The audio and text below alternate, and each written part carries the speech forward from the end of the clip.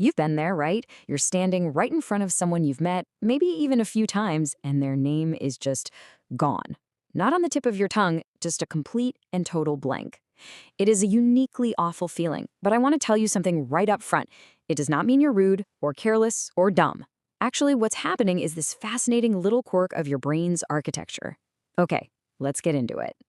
This quote just nails it, doesn't it? That split second of internal panic, that desperate hope that, I don't know, someone else will say their name first or the building will just suddenly have a fire drill. That little silent performance, it's a universal human thing, especially if you're someone who feels like names just refuse to stick. And this is the most important thing to get right away. If you walk away with just one thing from this whole explainer, please let it be this.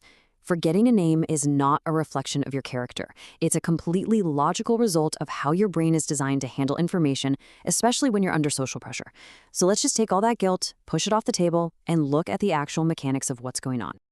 To really understand why names slip through the cracks, we gotta first appreciate the absolute beautiful chaos of a new introduction. Your brain isn't just sitting there passively getting information. No, it is going into complete overdrive. I mean, just think about it. In a fraction of a second, your working memory is juggling all of this at once. You're analyzing their facial expressions, you're processing their vocal tone, you're trying to figure out the social context of the whole situation, and you're trying to prepare your own response at the same time. It's an incredible amount of work.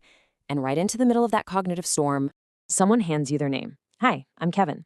To your already overtaxed brain, Kevin is just a random piece of data. It has no meaning attached to it, no image, no feeling. It doesn't connect to anything you already know. So your brain, which is a really efficient machine, often just lets it go. Now, what's really interesting here is a psychological finding that perfectly explains why names are so uniquely slippery. It's called the Baker/Baker paradox, and it gets right to the heart of how our memory decides what's important and what's not. So check this out. If I tell you a man's job is a baker, your mind just floods with associations, right? You can smell the bread, you think about getting up early, flour, warmth. But if I tell you his last name is Baker, what does your mind do? It's a blank. It's the exact same word, but your brain treats them completely differently. This paradox, which was first shown in a study way back in 1987, basically proves that our brains are not built to remember random labels. They're built to remember things that have meaning, things with connections. A profession is a whole concept, a network of ideas. A proper name, by itself, it's just an empty container. And this quote, wow, it just illustrates the point perfectly. Think about the last really significant event you went to. You remember the feeling in the room, right? You remember a powerful sentence someone said, or the way somebody laughed. You don't remember the printed text on the program. Your brain, without even asking you, decided what was important. The name is the program, the person is the actual experience. Okay, so let's add another layer to this. This is especially for those of us who tend to be a little bit more in our own heads during social stuff. If you deal with social anxiety, the problem isn't just that your brain is overloaded, it's that you've got an internal monologue running at full volume. Does this sound at all familiar? While the other person is literally saying their name, your brain is busy narrating and critiquing your own performance. This stream of self-consciousness can literally bulldoze right over the name the moment it's spoken. The name goes in one ear and is immediately shoved out by your own internal chatter.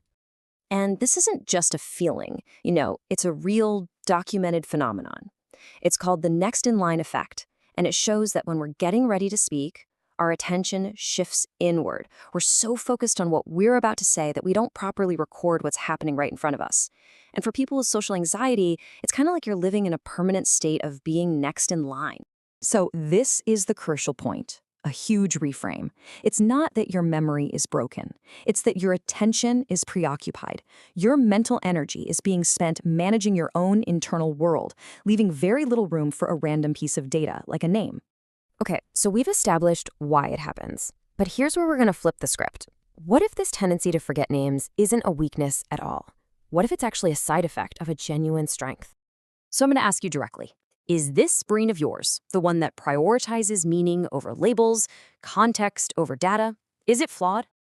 No, absolutely not.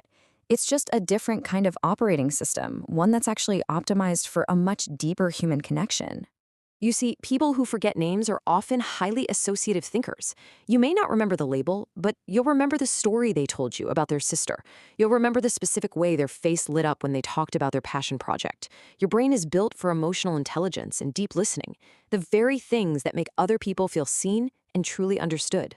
So instead of fighting against your brain's natural way of doing things, let's look at a few simple strategies that work with its associative nature. This isn't about fixing a flaw, it's about giving your brain the kind of raw material it actually wants. These little techniques work because you are manually doing what your brain doesn't do on its own. So when you meet someone named Sarah, say, "It's so nice to meet you, Sarah." That's step one. Then you consciously build a bridge. Maybe you picture her with a sarong because it sounds similar, or you link her to your cousin Sarah. You're giving that random sound a hook to hang on to in your mind. But let's be real, even with the best techniques, especially at some high-pressure networking thing, you are gonna forget. The key isn't to never ever forget, it's knowing how to handle it with grace and with confidence. Don't do that panicked 12-second theater piece. Just stop, smile warmly, and own it. But here's the real trick. Immediately follow up by referencing something meaningful that you do remember from your conversation. This is a total power move for rebuilding your confidence, especially at professional events. It does two things. One, it shows you are actually listening. And two, it proves that the person made an impact, even if the label didn't stick. You're validating their substance over their name. I really want to land on this point because it is so important. That quiet, low-grade shame that so many of us who forget names carry around, it's just misplaced. You are not absent-minded or dismissive. You are someone whose brain prioritizes the texture of a person over their title. And that's the ultimate takeaway here. The name was never the most interesting part of them anyway. The things you do remember, their ideas, their laugh, their stories. That's the real stuff. That is what actually forms a genuine connection. And that part, for you, has been there the whole time.